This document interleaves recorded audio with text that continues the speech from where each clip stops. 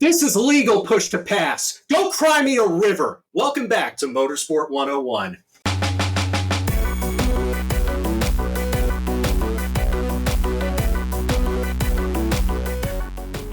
Well, I was saying, what a week we've had in IndyCar. Captain, it's Tuesday.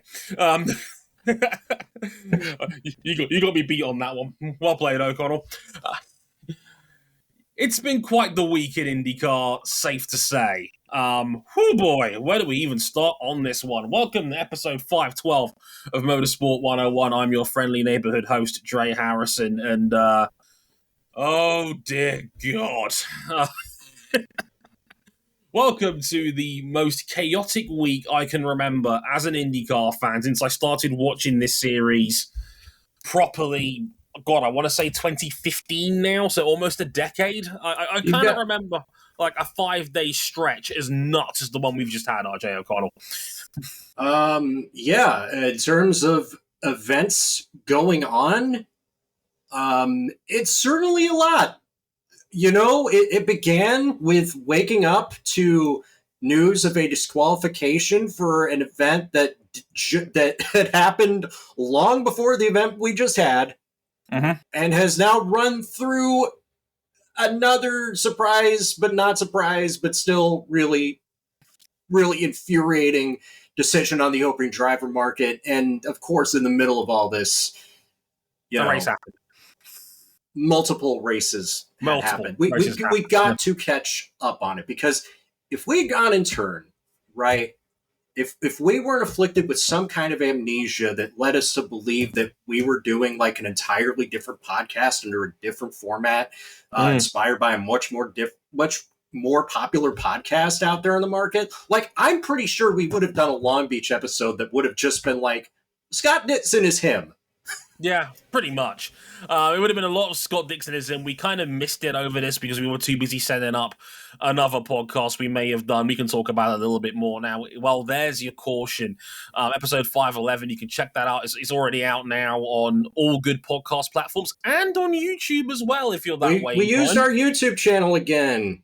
I know You've been wanting us to use our YouTube channel. We used to. In fact, my partner was just like, you don't ever upload any new episodes, and I just have to say no. We just don't upload them to YouTube anymore because that's a lot of work. Sorry, Vanessa, that's kind of our bad on this one. We'll work on it. We'll give you some shorts. How about that? And is that a fair compromise? Yo, YouTube short sounds good. YouTube short sounds good. And now you can adjust the volume of the YouTube shorts. What a godsend. That's a game changer for something that's been on your platform ever since it started 20 years ago. The ability to change the volume. Isn't that a remarkable bit of research right there? Yeah, so basically because of that, we didn't do a Long Beach episode, even though we kind of talked about it a little bit. Obviously, the initial shock, given that the news had dropped the same day we recorded, well, there's your caution. So we didn't really have the full details and nuance, and I'd argue we still don't, to be honest with you. So this is basically going to be a bit of an IndyCar catch-up episode. We'll talk a little bit about Long Beach, and to be honest, besides the winner, there wasn't actually a huge amount to talk about from Long Beach, but even so, let's just say our season opener's result got changed 45 days after it initially finished. If you hadn't heard, Josef Newgarden and Scott McLaughlin were disqualified from the Grand Prix of St. Petersburg for illegal use of push-to-pass because they could use it at the race start and they could use it at the restarts, which is, despite us going back and forth about it while we were watching the race in real time, is not permitted in championship IndyCar rounds, though it is permitted at the Thermal Club, which was a non-championship event. Though it is a non-championship event, it still counts towards certain contractual stipulations. More on that in a bit. Yeah, so they got disqualified. Pato O'Ward inherited the St. Petersburg win as a result of the disqualifications. There was also fines totaling $75,000 towards Penske, $25,000 per car, and Will Power got deducted 10 points from his car as well, because although he had the illegal push-to-pass on his car. Will didn't actually use it during St. Petersburg. So I guess the logic there is, well, how can you prove my car was illegal if I didn't actually do anything? So, normally I'd say you probably chuck him out too, but ultimately they couldn't prove his car was illegal. So, fair enough, I suppose. Here's 10 points as a way of saying, you probably did cheat, and you kind of admitted you did, but we can't prove it. So we'll call this quits. Which, ironically, given he got bumped up from 4th to 2nd, he only lost 2 points in the end after all. Funny how these things turn out. There's been a lot of social media dialogue regarding this since, because obviously all 3 drivers have done various amounts of media on it since. Will Power and Scott McLaughlin left wordy statements on their respective social media accounts. That's right. They fired up the Canva. They fired up that Canva template, and they had a boilerplate statement ready to go. Josef Newgarden decided, you know what? Boilerplate statements are for suckers. I'm going to go out and give a press conference the day that the weekend starts.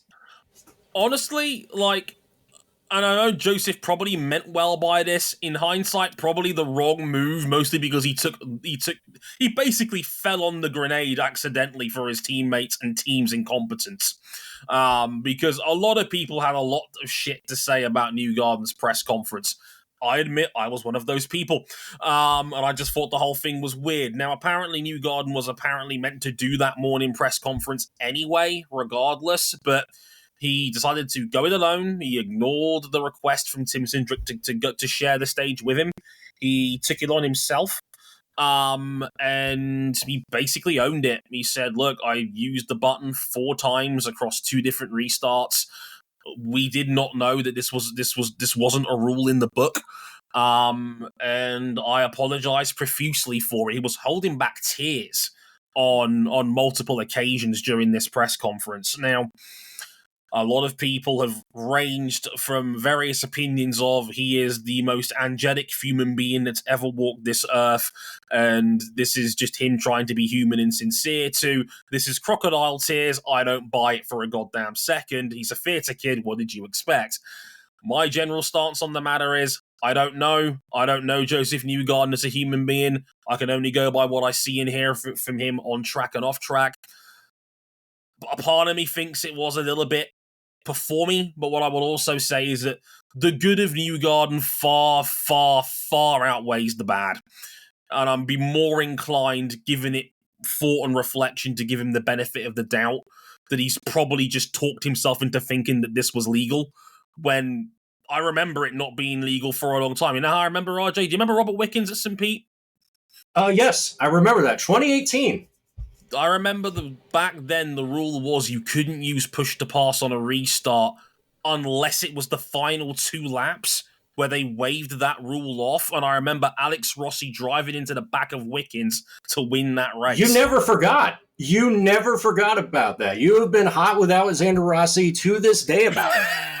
I'm still mad to this day about it because Wickens didn't know that rule got waved off in the final 2 laps.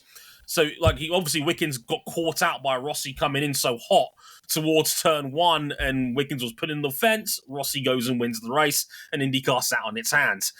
I'm still mad about it half a decade later. But neither here nor there.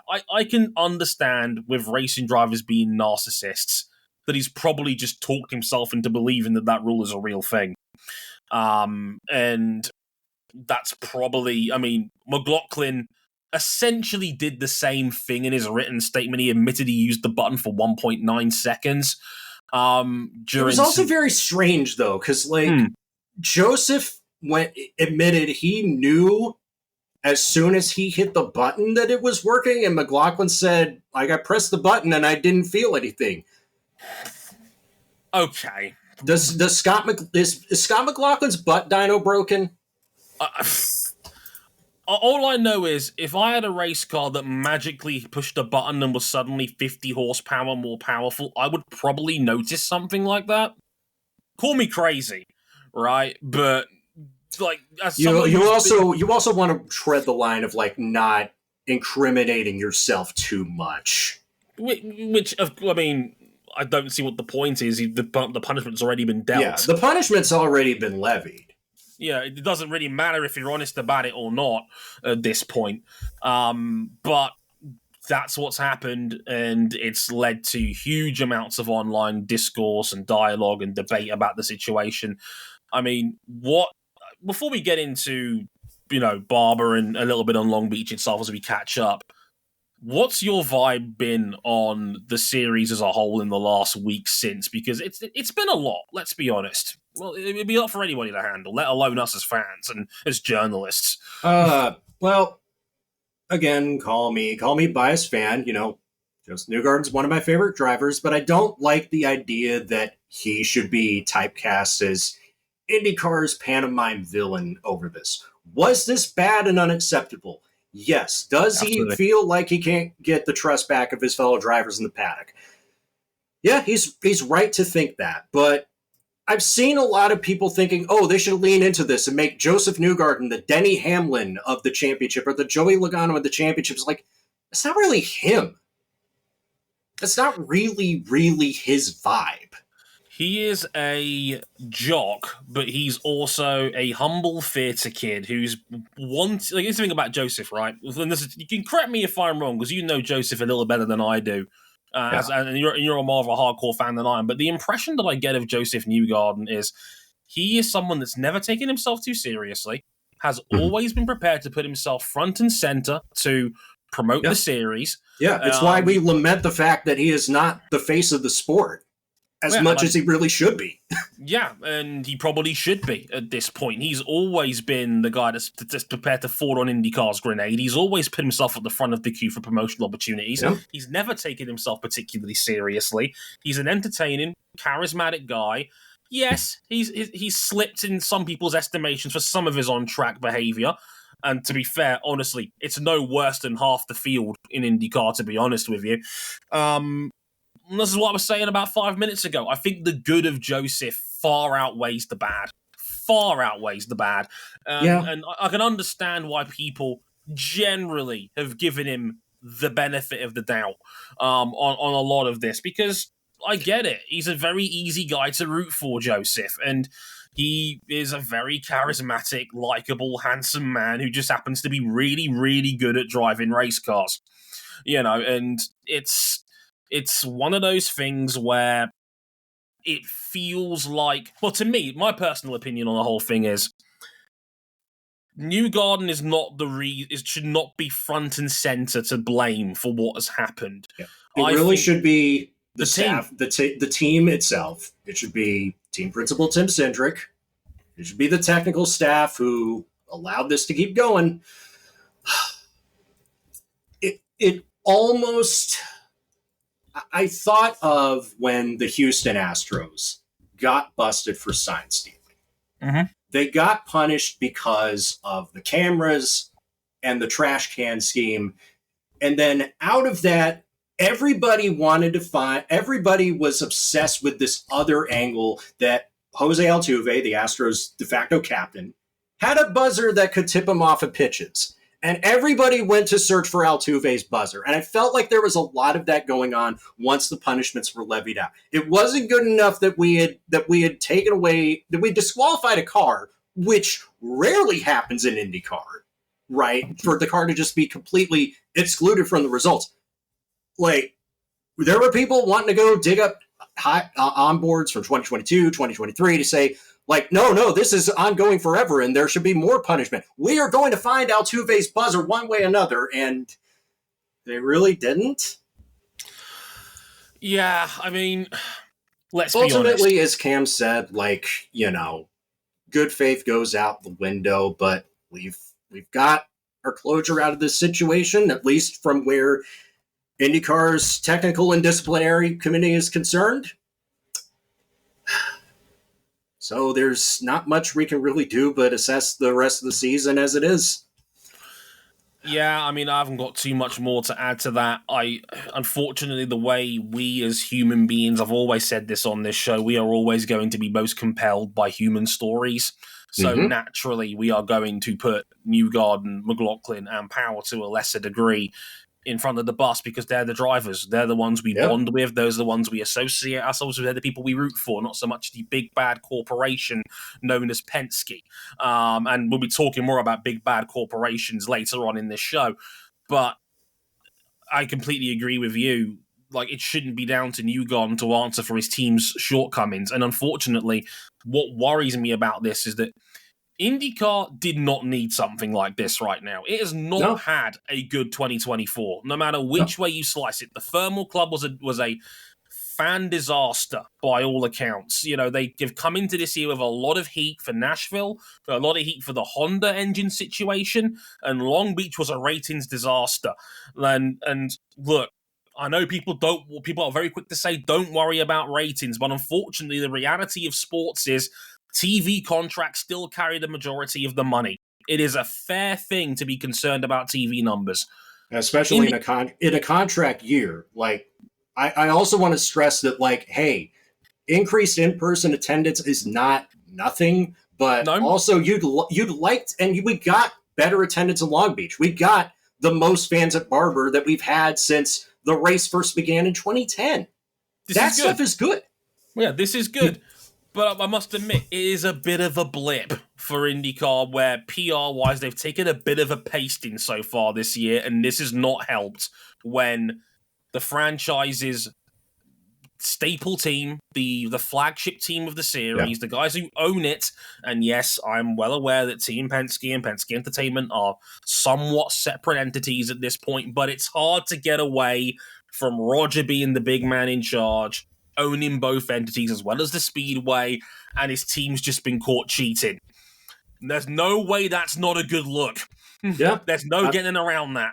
And trust me, it was like that at the end of the IMSA season last year. You don't think that there were people that looked at the situation and thought Action Express Racing got off likely because it was co-founded by the man who runs NASCAR and therefore IMSA its subsidiary? Yeah, there's no... People are understandably going to draw that connection. A thin one at best to begin with, and are going to pound it into submission.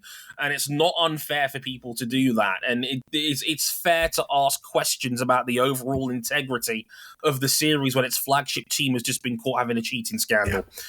And that sucks. IndyCar does not need that at a time like this, where the very future of its existence has fair questions being asked about it for the first time in a long time. Yeah. So yeah, this sucks, and there's no getting around it. Thankfully, we've had 2 decent races and a hot date with a woman called Georgina to help balance out some of the palette. That's right. But first, I think we should tell the good folks where to find us. Yes, you can find us on, I guess it's the first time I've said this for a while, youtube.com/motorsport101. If you want to watch, well, there's your caution in video form. There's some very, I don't think cool is necessarily the most appropriate word, but some powerful imagery to go alongside the podcast if you maybe prefer your podcast visually as opposed to just in audio form. That option is there for you, so that's pretty cool. You can also follow us on social media at motorsport_101, me personally at Dre Harrison 101, as well as RJ O'Connell at RJ O'Connell. You can also follow us on Instagram at motorsport101pod, as well as our website motorsport101.com, where you can get the biggest DRR I have ever written on an IndyCar race, wrapping up everything that we've talked about so far and what we're going to talk about next regarding IndyCar. if we've got like, you're gonna get to the point where like one of your DRRs is basically gonna be a book. Well, that kind of already happened once. But hey, that's a discussion for a different day. But yes, if you could check out all 2,900 words I may have written about the last 5 days of IndyCar on the website motorsport101.com for your reading pleasure, as well as MotoGP at the Spanish Grand Prix at Jerez. It's a classic. Go out of your way to watch it if you haven't already. We'll talk more about that later in the week. Maybe with Cam Buckley as well. We'll see how we get on. It's just the 2 of us in here right now. And finally, of course, you can back us financially on Patreon if you're so kind. Patreon.com/motorsport101. You can back us at the $5 level to get early access to all of our content. See, if you are a fan of, well, there's your caution, you could have had access to it on Saturday as opposed to Tuesday if you were a Patreon backer. And hey, I was extra generous. I put it for all backers regardless of level. I do that sometimes. I try to be generous. So yeah, back us on Patreon. There's no better time than now. Patreon.com/Motorsport101. And Patreon lets you do a cool thing now where even if you are not a paid member, you get the first 5 minutes of each show for free, early, regardless. Isn't that nice? You can also upgrade to the $10 level. You get the best part of the show, us bullshitting before we actually talk about stuff. Why not? I think it's the best part. I haven't even mentioned my Lakers getting knocked out of the playoffs yet. And of course, you go back to the $10 level to where you could get access to the supporters club of our Discord and be able to listen to these shows live as they're being recorded, as Zoe, Jason, and Kira are doing right now in our chat. Thank you so much, as always, for listening in. Also, I do believe we've got a new backer on the list. I'm just going to check my email inbox. I believe we got somebody new on board. Give me just a moment. Yes, Lucas Olson. Thank you, Lucas, for backing us on Patreon. Much appreciated. Thank you so much, my friend. Really grateful Lucas. for you. Right, without further ado, let's get into the big IndyCar catch-up. Starting now. Let's go. Coast to coast. So, in case you hadn't heard, at Long Beach, we had a race. Felix Rosenqvist won the pole and fancied himself contender. The first IndyCar pole position for Meyershank Racing, it has to be said. Then, as the race developed, Scott Dixon did what Scott Dixon does. He managed a perfect balance of speed and fuel economy to perfection, and at a track where overtaking already comes at a premium, he kept the field behind. He outperformed even his own expectations to win his 57th career race, his fourth in the last six, I believe. Fourth in the last 6, going back to last season where he started that hot streak at Indianapolis. 4 in the last 6, 57th in the career, and now Scott Dixon has won a race for every year for 20 years in a row. Kiffin Simpson is 19. This is Scott Dixon's 24th season of professional IndyCar racing between kart, IRL, unified IndyCar. There have been exactly 2 seasons where Scott Dixon did not win a race. The first one was in 2002. His first team, PacWest Racing, folded a quarter of the way through the season, and all of that crew basically got swallowed up into a makeshift third Ganassi car during the season. So it's understandable why Dixon, gelling with the new team and organization, did not win. He made up for it by winning the 2003 IRL Championship the following year. The second year it happened was in 2004. Dixon had a terrible title defense, but in fairness, Toyota, Ganassi's engine partner at the time, completely botched the change from 3.5 to 3 liters. And also, Dixon got hurt mid-season. People forget that. He was close, but he didn't win a race. Otherwise, Scott Dixon has won a race for 22 out of 24 of his professional seasons. And the terrifying thing is, he's won those 4 races from 11th, 13th, 15th, and 8th on the grid. Yes. Scott Dixon does what Scott Dixon does. Colton Herta finished second. Alex Palou finished third. And Josef Newgarden finished fourth. And yes, that one ended up counting. So we have an entirely uneventful few days in between Barber and Long Beach and Barber. And in Birmingham, Alabama, that's Birmingham, not Birmingham, Scott McLaughlin won from the pole to lead a Penske 1-2 ahead of Will Power, fighting back from all the self-inflicted adversity. And hey, how about Linus Lundqvist getting on the podium for the first time, finishing third? It's his first IndyCar podium. And with top 8 finishes in every race, including the Thermal Club, Colton Herta now leads the IndyCar Series Championship by a single point over Will Power. So, Dre, I want to ask, who's been the biggest winner throughout these past 2 weekends of IndyCar racing? Well, we both had separate names in mind in our cheat sheet, and first of all, credit to Scott McLaughlin in a vacuum. That was the best he's been in an IndyCar since he got here, in my opinion. That was a beating. That was a shellacking from McLaughlin against the field. He was fast in qualifying, super quick in qualifying, led that race pretty much from start to finish, outside of the alternate strategy of Alex Palou and trying to turn a two-stopper into a winning strategy. He nearly had it. He almost had the circumstances to make it work, but he just didn't quite have the legs to pull it off on this occasion, but still a very solid fifth place. And Barber is a place that I've known from having watched races there in person and having watched many more on television. Alternate strategies can work. Like, you wouldn't think that this would be a bad place to race, a good place to race, but it tends to be a good place for a race. It is. It works. There are plenty of places you can pass people. There is viable alternate strategies. Palou's very first win was here in Barber, and it was a fuel strategy race. It's more than doable to win it that way in Barber, but McLaughlin was untouchable. He was passed once by Will Power on one of those restarts, and McLaughlin immediately got him back a lap later. He was just him. That was the best McLaughlin's looked in an IndyCar since day one. That was a brilliant drive from him. Like I said, the moral of the story here, kids, is that if you want to claim your own redemption story, write a statement. Don't do a press conference. Lessons to be learned. Shout out to Linus Lundqvist as well. That was a brilliant comeback at the end to get that podium. This is exactly why Ganassi hired him. That boy is nice. Yeah, Linus Lundqvist was passed up by every team because he couldn't bring the money, even with his IndyNet scholarship. And then he decided, I am going to make this everybody else's problem. Now, granted, this is a few races into a still young career, but this is a very good start. He was the only man on raw pace who could keep McLaughlin honest in the back half of that race. His raw speed was outstanding. Chip Ganassi across the board was very quick in this race. Marcus Armstrong was probably the best he's looked in an IndyCar so far, in my opinion. Maybe aside Road America last year, where he was running top three until he was kind of sacrificed for the strategic gods on that one. But yeah, Linus Lundqvist is him. He's going to be one to look out for going forward. But to answer your question, RJ, for me, the biggest winner, I'd argue, is Felix Rosenqvist. Felix Rosenqvist has been a guy that's been desperate for a good home in IndyCar since the time he got in. We nicknamed him the driver for hire on this show for a reason, because we all knew he was talented. We all knew he was fast, but he just couldn't seem to find a home that could fully nurture his talent. Even when he got to IndyCar, he was in the number 10. It didn't work out, and then they got some other Spanish kid. Apparently, he turned out to be quite good.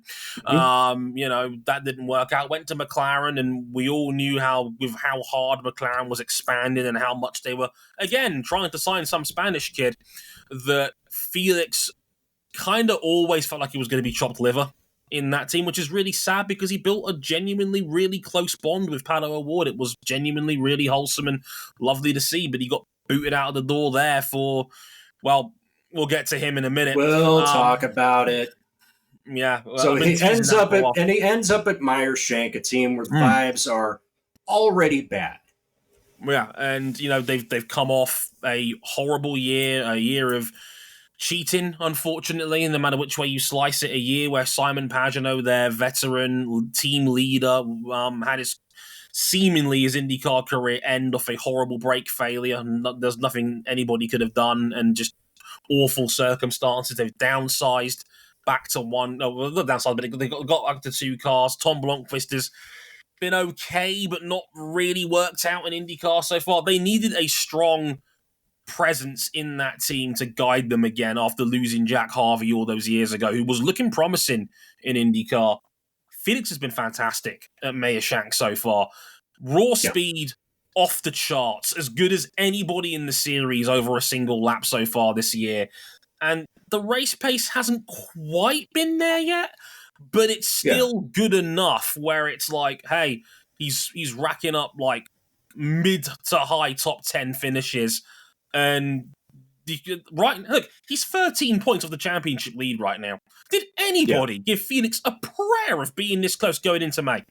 Not a chance. No, not with the vibes heading out of 2023 into 2024. You have a driver that has been hard done over the last couple of seasons at a team where, as we mentioned, the vibes are off. Simon Pagenaud, we don't know when or if he's going to race again. Elio Castroneves, aged out of the sport. We don't know how they're going to perform because we don't know what their situation is like with AHRC USA, but at least in the hands of Felix Rosenqvist, everything seems to be all right.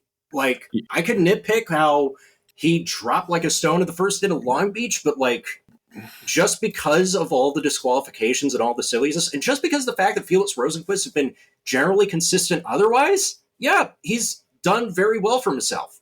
Only 14 points off the top of the standings. And there's plenty to build on. Plenty to build on, 5th overall, and he's surrounded by quality names because the 4 dudes above him in the championship are Colton Herta, who was getting F1 level call-ups for a good reason. Will Power, one of the best ever to drive an IndyCar, certainly one of the fastest we've ever seen in the series overall with 70 pole positions to his name. Alex Palou, him. Scott Dixon, also him. And then it's Felix Rosenqvist. That's good company. Very good company. And he's holding his own out there. We'll see what happens when we get to May, because Mayashak's not been the best 500 team for some time. But, you know, it's a great start. It's a great start, and it looks like Felix has found a home after all these years. Yeah, I like that. And the good thing about that combination is that, yes, it has been a little bit since Helio Castroneves won his 4th Indianapolis 500. And it's been a little bit since they assembled what we thought was going to be the Indy 500 death lineup.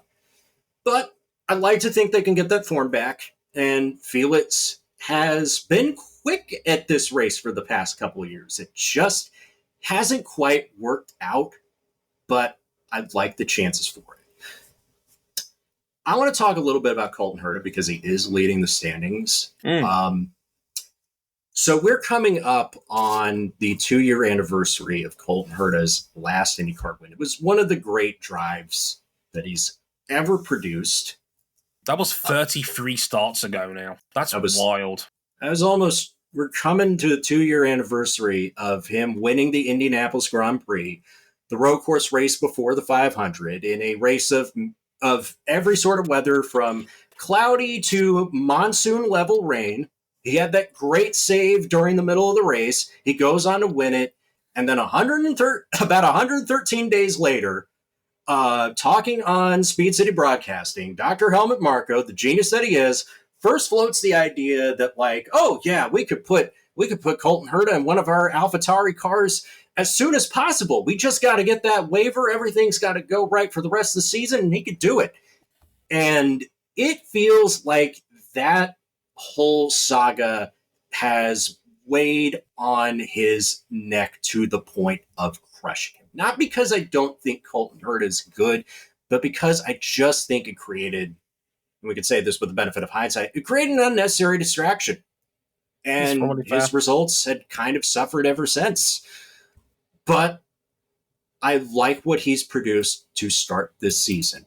Andretti Global streamlined their operations, and Colton Herta has really taken things by the scruff of the neck. 3rd at St. Petersburg, 2nd at Long Beach in a race he easily could have won.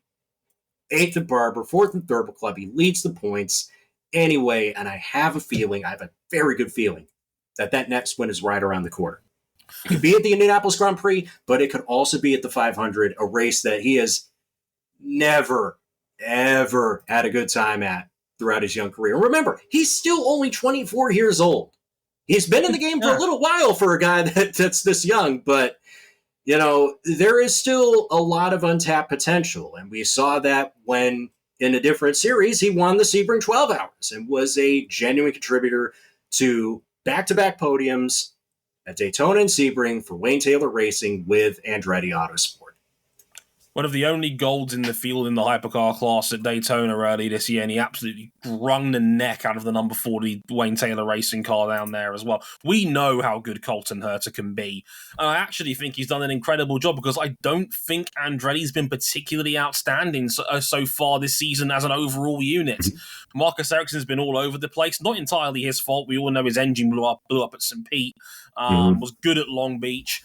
Not so much here, but they've been a bit all over the place. Kirkwood's like one of only 5 dudes who's been in the top 10 all 3 rounds so far this year. Yeah. But he's been at the bottom end of that top 10, which is kind of where Kirkwood was at most of last year. Yeah. So he's not really kicked on like I thought he might this year.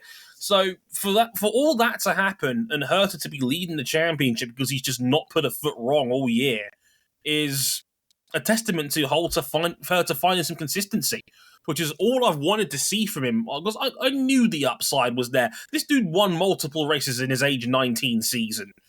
I know he's a special talent. Yeah. I know when he rips it, he has a higher peak than almost anyone in IndyCar. He is Gohan briefly going Super Saiyan 2 in the time chamber. Like we know what he can do. It's just a matter of, can he do it week in, week out? And so far, so good, most certainly. Absolutely. Now, apart from the obvious, namely Josef Newgarden, the entire Penske enterprise, within the last couple days, last week or so, who has got you concerned? Not for the reasons you think. Christian Lundgaard. Someone, I cannot stress this enough. Someone needs to save Christian Lundgaard. He is so... I can't... You are out on Rahal Letterman Lanigan Racing. I am so out. I have had enough. I've had enough of that team squandering his potential. I watched him at Barber. He was outstanding. Again. Like, he has got so much speed. Like, Power and McLaughlin in those Penskes were in a different league around Barber this weekend. The only man who had the raw pace to really stay with them at full chat was Lundgaard. Everybody else was in a different postcode that day. All they were on the two-stopper, so they had to kind of deliberately play it slow. But Lundgaard is so goddamn good. I have seen enough. He needs to be in a top seat now. If it's not for Newgarden, who's in a contract year that we already know about, he's the number one free agent on the board we all know, and it's looking likely that, like, unless something catastrophic happens, unless this whole mess out of Push-To-Pass gate completely sours the relationship between team and driver, it's looking like Newgarden will sign a new extension. Yeah, Cindric said during the weekend of chaos that they've made good progress on contract talk, so I haven't got any reason to believe that Newgarden's going anywhere. But then here's the problem. Because, like, going into the season, we might think, well, Will Power might be next to go. Well, if he is, he's going to be retiring on his own terms on top. Because at the rate he's going, it's hard to justify pushing him out of the picture for performance reasons. This is the problem now. Like, Power's been really good so far this season. I thought that maybe that last year was maybe a bit more than a blip, which is fair for a guy who's 43 years old in IndyCar. And yet, Power has been outstanding so far this season. Fast as he's always been. Great race pace, consistent. He's ticked every box so far this season. Newgarden is the face of your team. He has won as many IndyCar races as Rick Mears has. No one in IndyCar has won more than Josef Newgarden since the pandemic started. You can't get rid of him, and McLaughlin is maybe a best all-rounder now at this point.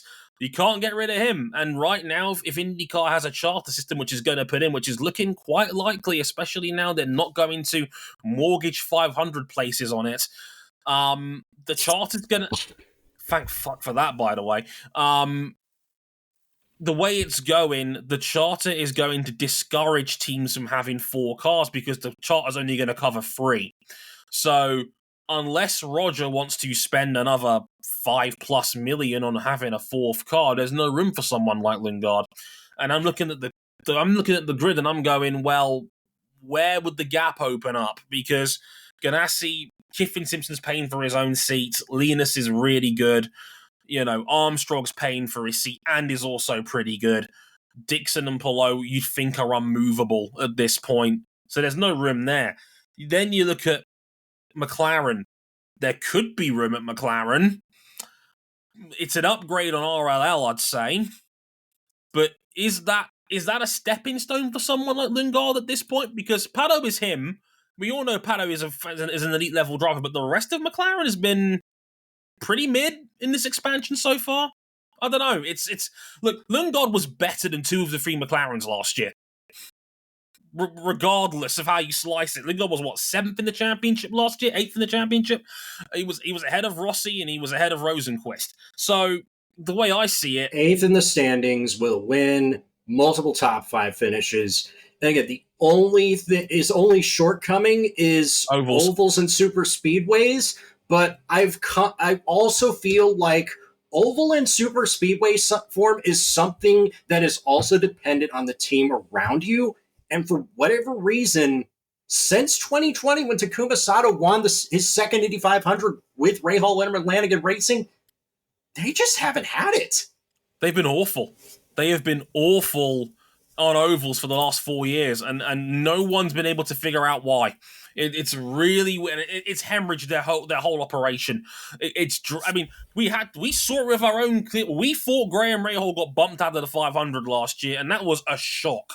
We knew Rahal was bad, but we didn't think a genuine big hitter in his 17th season of competition at that point was going to get bumped out of the 500 by his own teammate, no less, in Jack Harvey, whose career was hanging by a thread at that point.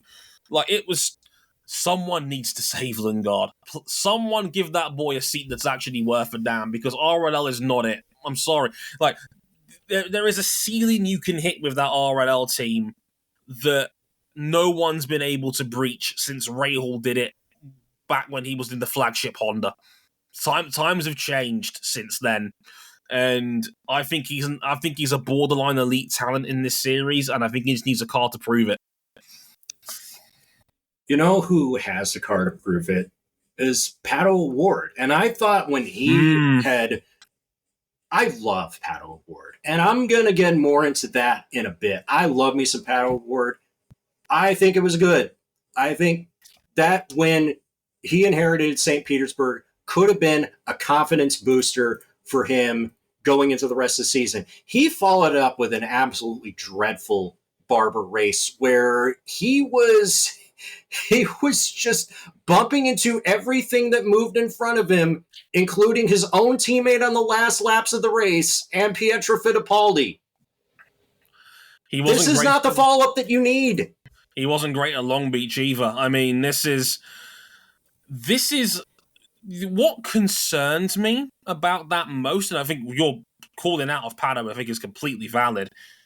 What concerns me most is that it seems he's learned nothing from last year.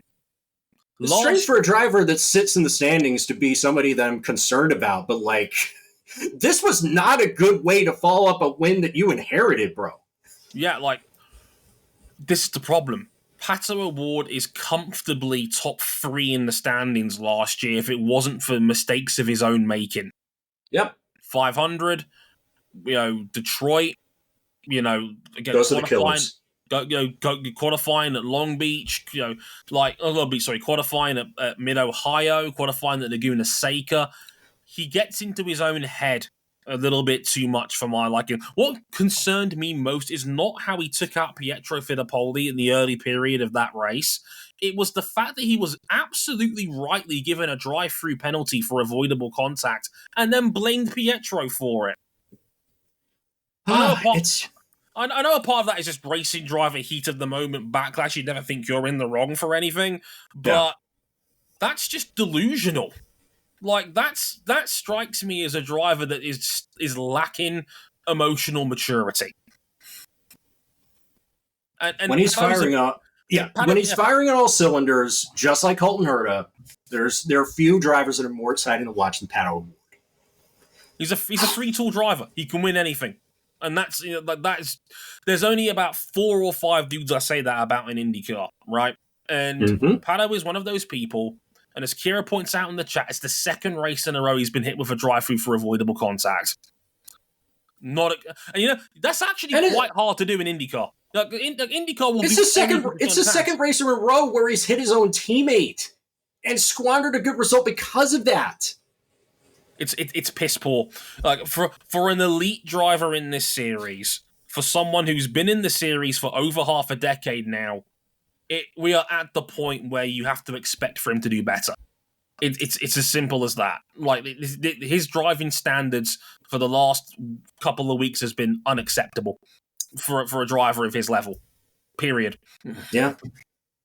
All the talent is there. He's still young enough. Not giving up hope completely, but it's got to turn around if you were to be a championship contender. I'd love for him to prove me wrong as the month of May approaches, but hey, Dre, it's not all bad because otherwise the vibes of McLaren are absolutely perfect.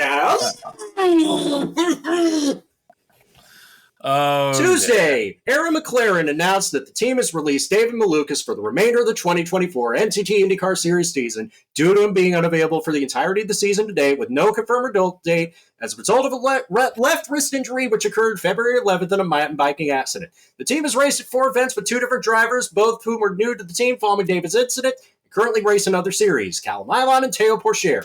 David joined the team in September 2023 and was set to race his 3rd IndyCar season with Aaron McLaren until his wrist injury sidelined him for races at Petersburg, the Thermal Club in Palm Springs, Long Beach, and Barber Motorsports Park. Aaron McLaren is finalizing its driver assignments for the remainder of the 2024 season and will announce confirmations for upcoming races in due course. God! We're doing this again. So, from the top, this is the 4th time in 5 years that this organization has done really, really nasty work to relieve themselves of driver services. It began in 2019 going into 2020 with James Hinchcliffe, who was, at that time, the face of the team's previous entity in Schmidt-Peterson Motorsports.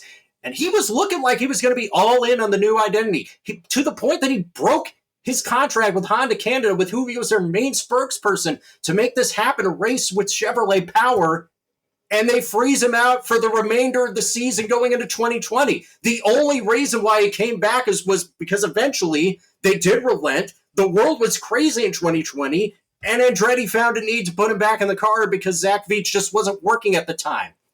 And it led to other events that effectively caused James Hinchcliffe to retire too early. Like, Dre, do you think in your heart of hearts that even a James Hinchcliffe at 40 years old wouldn't still be valuable if he didn't have everything that happened to him after he got absolutely rat-fucked by this team? He still has more IndyCar wins than Pato O'Ward does. Yeah, a point that was brought up in Pato O'Ward's negotiations by people who are petty, but I digress. At least it's not all bad with Oliver Askew. Oliver Askew had a tough first season. He got hurt during it. He suffered a concussion, and he committed the cardinal sin of letting the cat out of the bag, which just didn't sit with Aaron McLaren, so they cut him too. They put in Felix Rosenqvist as an awful first season with the team, and I think they probably would have thought, how can we relieve ourselves of his services? Oh, I know. Alex Palou is disgruntled in his current situation. Let's do everything that we can to bring Alex Palou into this team, right? And basically just treat Felix Rosenqvist like chopped liver. Let's tell him, oh, yeah, we could give you a seat in Formula E, a series that you don't really want to go back to. You want to stay in IndyCar, but we'll give you this Formula E seat. We might even put you in Extreme E, a championship that's not even going to exist anymore in a few months. And so they basically treat him like a lame duck for all of 2023. And now so they can't get their hands on Palou. They go get David Malukas as a fallback option. And Dre, you pretty much nailed it on the head offline in discussions earlier. It's not because he went out. And first of all, what the fuck do people think racing drivers do when they go mountain biking, right? Do they really think that, when everybody gets hurt, like David Malukas was out here practicing his quadruple tail whip double backflip at the Nitro Circus compound? They've been playing Dave Mirra freestyle BMX. Take a breather for a minute, RJ. You're very hot. You're very hot right now.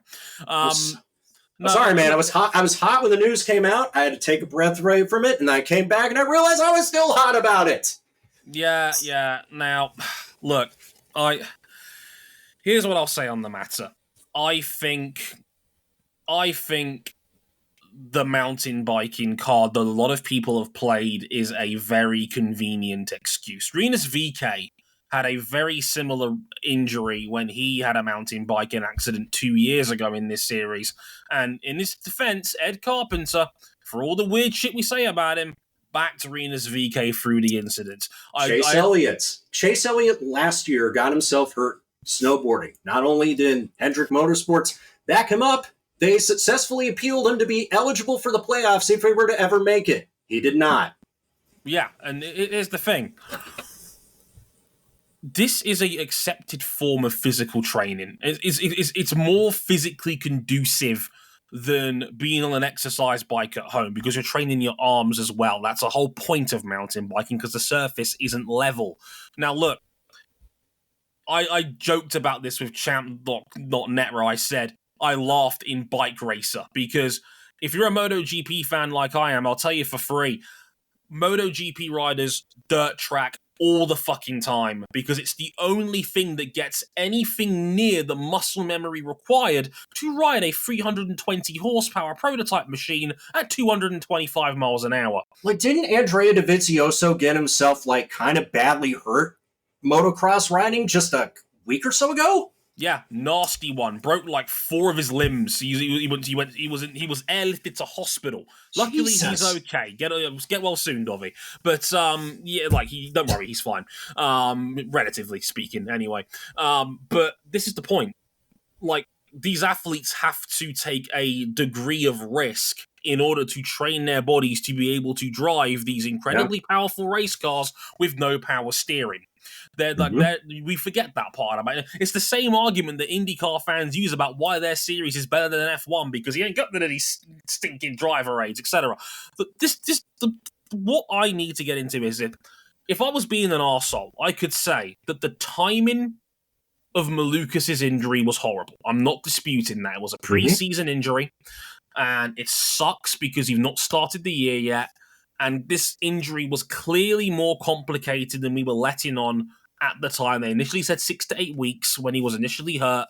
Clearly, it's worse than that. Everybody, then I need that as 2 separate words, heals at different rates. We don't know how someone's body is going to treat recovery. It's always going to be an air of a question mark about things like that. Here's what I would also say. Politically speaking, David Malukas felt like chopped wood from the start. And I say that because we all know he wasn't plan A with Alex Palou and the plan to try and put Alex Palou in that seat. So much so they paid Palou in advance to try and get him into that seat as a way of tempting him in. We all know that almost out of spite, Zach wrote a $10 million check to Pato O'Ward over this past offseason as almost like a smoking gun to say, hey, we had to do this now because we couldn't get Alex Palou in our car. We all thought they might get Cannamillo. They didn't. I mean, why else would they sign a partnership deal with Juncos? What else would you partner up with Juncos for? What does it benefit you to partner with Juncos? Oh, wait. They had a driver there that you may have wanted, but you couldn't sign because Juncos fucked him over by leaving him in limbo status until the season had already gone and everybody had already made their plans for next year, and then they released him, making him unobtainable. And now you've had a free run of using Callum as a stand-in when he's not driving for Jota and WEC. David Malukas was probably plan C. And that sucks for David. And it sucks worse for David because General Motors also believed he was plan C because they weren't going to pay McLaren the dividend money that they were paying for either O'Ward, Rossi, or the likelihood of getting Alex Palou in the seat. So Malukas was all... everything about this screamed Malukas was a stand-in. And I still, despite all of that, liked this move for him. Malukas is raw. I'm not disputing that. But the man has got a lot of upside. He should have won in Gateway in 2022. He was 1 lap shy of winning that race. He had a podium there last year, and he was excellent in a Dale Coyne, one of the worst teams in IndyCar for resources. Certainly has been now one of the worst teams without him around. Well, no question. He has absolutely struggled. Like, I'm talking about Dale Coyne as a team since then. This was a punt worth taking, in my opinion. No matter which way you slice it, Malukas was a perfectly fine... Look, I'm not saying he's Alex Palou. I would never expect him to be. But as a backup plan, there are much worse people you could have hired. And off the track, he's a gem. You don't get drivers like him. Someone that's genuinely in tune with Gen Z, a young, charismatic, likable, brilliant social media darling. And McLaren are trying to push for Webby Awards for how good their social media team is. Yeah. And Malukas fits that image like a glove. To the point that now his only contributions to the team were video content posted on social media. It basically felt like they were just milking him as a social media influencer for a few months before they could let him go. We now, since this story is broken, and we saw like Nathan, credit to Nathan Brown of the Indianapolis Star, who does great work over there, and he wrote a great long form piece on this situation. Turns out there was a clause in Malukas' contract that meant they could release him after 4 races, and they activated that clause because of the threat of legal repercussions. Because if it got past round 4, it meant that if they guaranteed him the seat on his return, Malukas could sue him if they cut him on, quote, unfair promises, which is ironic coming from Zach Brown.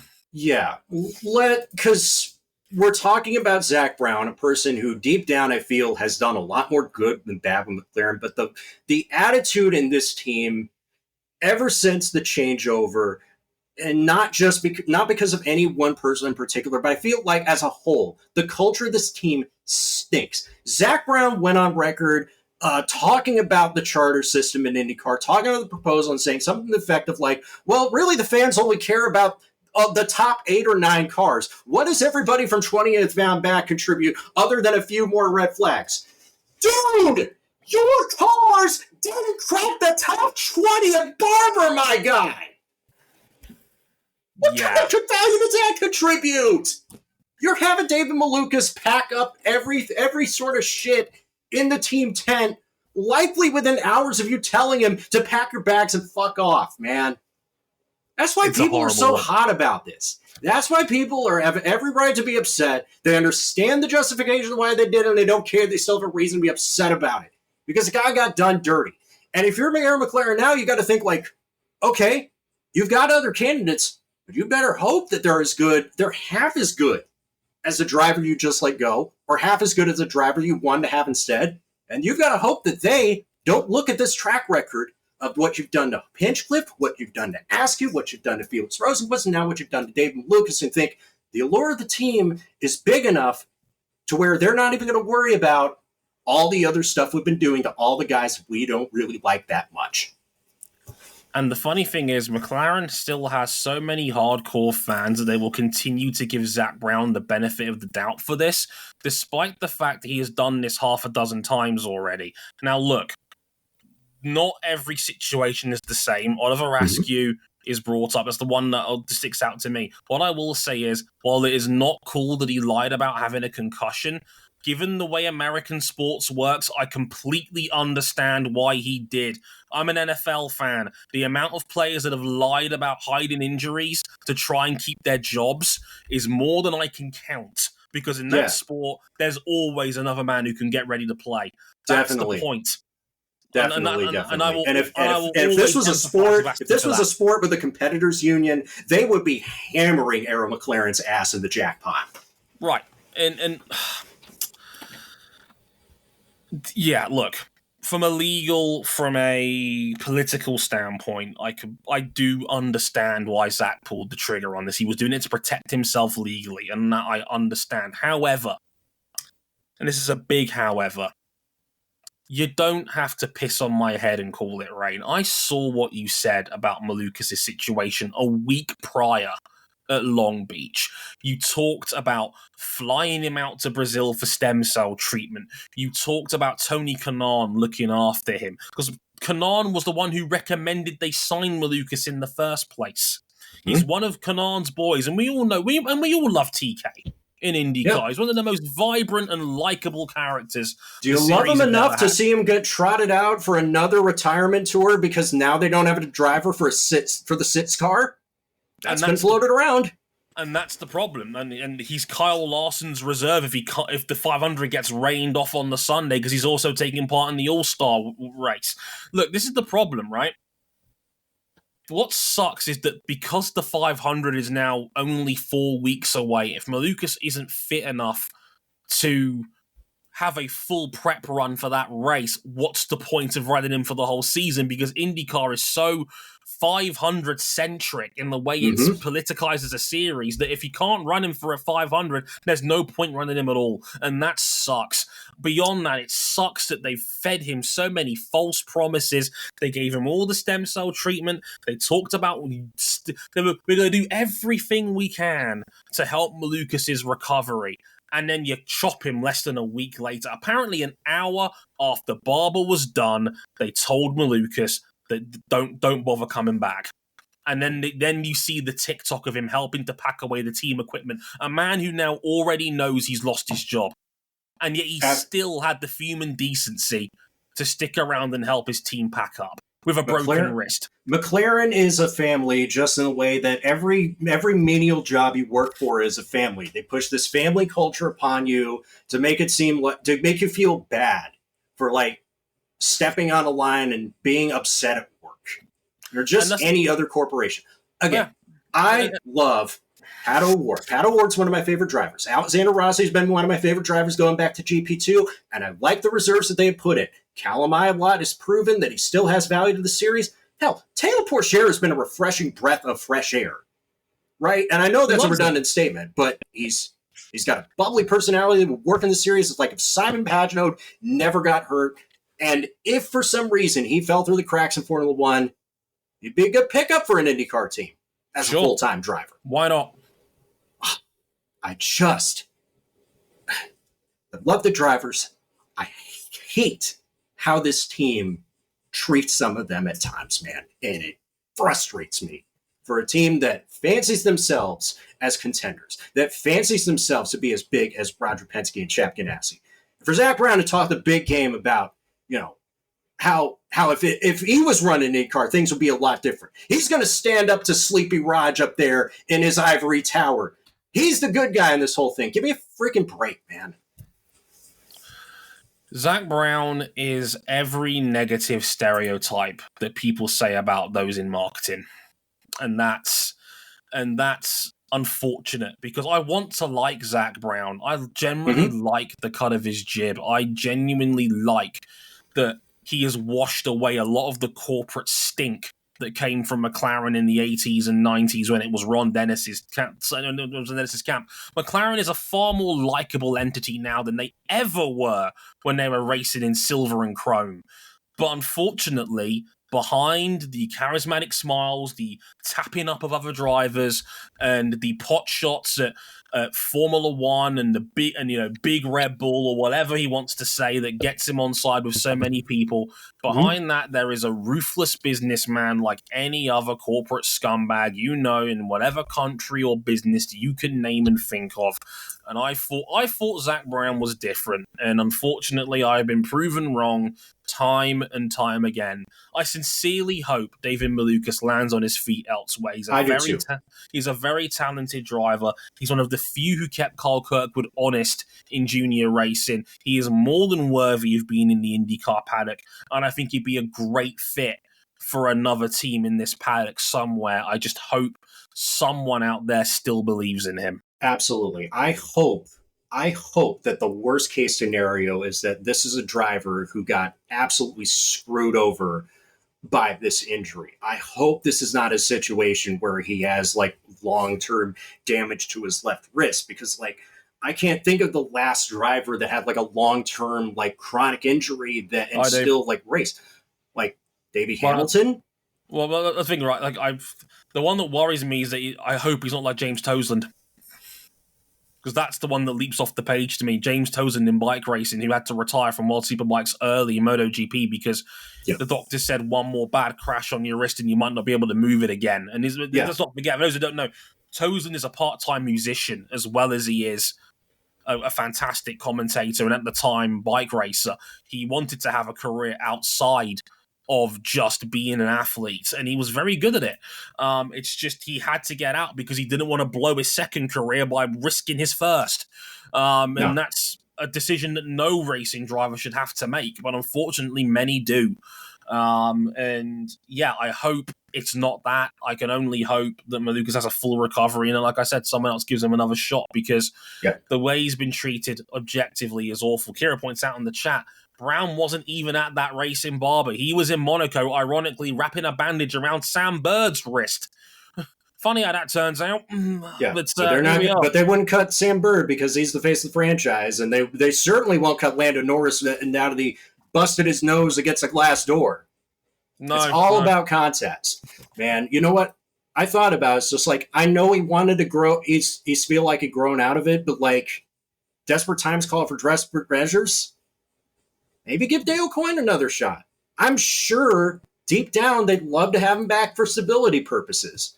But while they are still as fluid and flexible as they are in 2024, we should point out that this month's Dale Coyne Racing surprise signing is Italian driver Luca Giotto, who was involved in the funniest moment of the Barber race, RIP Georgina, and put in a respectable account of himself for somebody who hasn't raced full-time in single-seaters in a long time. His last full season in single-seaters was 2020 in the FIA Formula 2 Championship with High Tech Grand Prix. Otherwise, he has mostly been active as a Formula E sim driver. He's done some sports car racing, mainly GT3 cars, since 2021. He has a European Le Mans Series deal with the Inter-Europol competition, ironically alongside Pietro Fittipaldi. Dre, he'll be back at the Indianapolis Grand Prix. Did you like what you saw out of Luca Giotto? I did. He wasn't immediately garbage. He came in and he was competitive, and that's as much as you can ask for a guy that doesn't know these cars, doesn't know this track particularly well, if at all, and has had to come in on basically less than a week's notice. That was as respectable a stand-in as you could reasonably hope for out of him. And look, I remember Giotto. The guy could drive a single-seater. He was top 4 in his rookie season in Formula 2. He's always been talented. Maybe not quite F1 quality, but if you remember Bahrain's sprint race in 2019 in F2, where he won that sprint with a pit stop and came through the field to win, only Charles Leclerc was able to pull that off besides him. The guy can drive. There's no doubt about that. Absolutely. I think a lot of people look at him getting stuck in the F2 treadmill and say, oh, he's a 450-year fun ruiner. He wouldn't be this stuck in here this long if he had actual talent. And I just have to remind people, like, Raffaele Marcello also got roadblock in Formula 2 for longer than he should have been, but nobody talks about him as a failed single-seater prospect because he's arguably one of the best drivers in the world of endurance racing, to the point that people said if you plugged him into an IndyCar or plugged him into an F1 car right now, and if he was 6 inches shorter than he actually is, he'd still be as good as any of them. Yeah, it's the Allen Iverson. Thank God he was only 6 foot, as Kobe Bryant once said. It's one of those ones. But no, look, Luca Giotto is a talented driver, and he's another guy that he deserves a bigger profile than sports cars. No disrespect to sports cars, but he's a single seater guy to me. He always has been. And look, it's another Formula 2 alumni that gets a crack in IndyCar, and there's probably going to be one more next year, at least with Prima, certainly coming in now, confirmed for 2025. So it's going to be interesting. It is interesting that right now IndyCar is a better pathway for what Formula 2 is now than Formula 1 is, and I don't know what that says about the road to Indy or the state of F2. Nothing good. I don't know what that says about the state of a Formula One grid that remains stagnant and never grows, and will never grow as long as the existing parties and the sports promoter has their way about it. Nope, definitely not. But hey, you reap what you sow. Yeah, he absolutely deserves better than to just be stuck in the Nissan simulator. I'm sure it's a good paying gig, but I want to see him race because he's good enough to push the likes of Esteban Ocon for a GP3 championship. He's good enough on his day to push the best Formula 2 talents that come up the pipeline. I like what I saw, and hey, for this in the Indy Grand Prix, you could do much worse. I've seen much worse Dale Coyne Racing surprise signings in my time. As we wrap things up, Sure. It is now officially the month of May by the time this podcast goes out, which means the Indianapolis Grand Prix is coming up in a couple of weeks, and that also means the Indianapolis 500 comes up right after that. Dre, what are you going to be watching for as the month of May begins? Alex Palou. And I know that's going to be. I know it's kind of weird to say that about the reigning series champion. And look, he's not been bad in any way, shape, or form. He's been, his usual consistent, excellent self. Been in the top 10 all 3 rounds. Was at the quietest podium you'll ever see in Long Beach when he finished 3rd last week. And then Barber again, 5th place, probably should have been 4th, was unlucky to have to deal with a 2-lap sprint finish right at the end of that race because IndyCar has to have a green flag finish. We all know how this goes by now. If you remember last year, the Indianapolis Grand Prix last year was when Alex Palou took the series by the scruff of the neck. Last year, that was the race where Lundgaard was super strong in qualifying, and then Palou beat him over his knee in the race. He gave him the Pinata treatment to dominate that race with 3 hard tire stints. That's when Palou's season really kicked into high gear, because then he would go on to win 4 out of the next 5. And, was qualified on 500 pole, was looking really good in that race until Rinus VeeKay speared him like Roman Reigns in the pit lane. That was when Palou's season really took off into high gear last year. He decided, right, I'm the best driver in IndyCar, and there's nothing you can do about it. Pretty much. And that was he had a rough 500 and he still finished 4th. And that's not even his best 500 finish. It's low key, I think he's been the most consistently excellent guy at the Speedway for the last 3 years now. And he missed out in 2022 essentially by 3 car lengths over Helio. Last year he was again. I think he had a car that could have won. Definitely, I think he had a winning car underneath him in that race, but again was leading that race with Rinus VeeKay until that pit exit happened. I think this is going to be. I'm going to be watching Alex Palou very closely, because if there's a time for Alex to start reminding people why he's the series champion, this would be a good place to start, because he has curb stomped Indianapolis the last couple of years. I touched on Colton Herta. Just needing a good Indianapolis 500. I touched on Pat O'Ward really needing to turn things around, and hopefully he's been good at the Indianapolis 500 when he finishes. I want to see more of how Josef Newgarden responds to what has arguably been the lowest point of his professional IndyCar series driving career. Because he did not follow up his disqualification with a good result at Alabama. He finished mid-pack and 16th. He's now 15th in the standings, sandwiched between Marcus Ericsson and Christian Lundgaard. He is the defending Indianapolis 500 winner, and we know, despite how everything turned out, because the car was not entirely legal, Josef Newgarden did not forget how to make right turns. It's not impossible for him to make a comeback and be a title factor, but he is now in a deep, deep hole, and he really needs to start stringing some good results together. But the problem is that Josef Newgarden has had a problem with just like starting off cold even without disqualifications at times. The Indy 500 win looked like it was going to be also the launching pad with third series title, and then he just fell apart at the end of the season. So I'm really curious to see how he responds to that. I think a good way to silence the haters, the doubters, the critics, etc., would be to win the Indianapolis 500 straight up, no shenanigans, no bullshit again. But it's going to be tough. It wouldn't hurt, and unfortunately, his Barber race looked a lot like last year's Josef Newgarden on road and street courses, and unfortunately, his brilliant race at St. Pete will now forever be scarred by the fact his car wasn't legal. And whatever advantage he didn't have, that now no longer counts. It's off the record. So, and unfortunately, he was great at Long Beach. I thought he drove brilliantly at Long Beach, and was unlucky to only come away with 4th. I hope that wasn't a blip in a sense where, because like I said, Barber felt a lot like 2023 Newgarden on a road and street course, where he's just not comfortable, not quick, and unfortunately some of the bad habits about Newgarden's racecraft came out again, because he was not great to watch. He spun out Marcus Armstrong, and he put Blomqvist in the grass for no good reason at all. And I expect better from Josef Newgarden. And now would be a good place to start reminding people why people rate you so highly, because through whatever what you want to say about the Penske scandal, I saw what I saw at St. Petersburg, and I thought that was Newgarden back to his best. And he needs to keep doing that, not have sloppy days like Barber. I don't disagree. And with that, our catch-up of the last 2 IndyCar rounds is over. Indeed. It took us 75 minutes. It was like half of what I thought it was going to be. Isn't that wonderful? Next time up, we'll be talking about MotoGP's Spanish Grand Prix at Jerez, one of the most chaotic MotoGP weekends I can remember for a long, long time. A sprint race where 60% of the field crashed. No, I'm not making that up.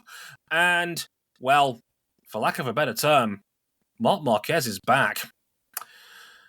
I've been Dre Harrison. He's been RJ O'Connell. We'll see you next time for MotoGP in Jerez. Until next time, thank you very much for listening. Sayonara. Later, y'all.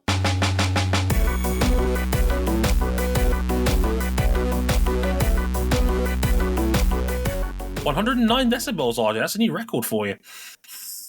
Thank you. I've been working on my form through lots and lots of playoff hockey anguish. Please don't get eliminated tonight.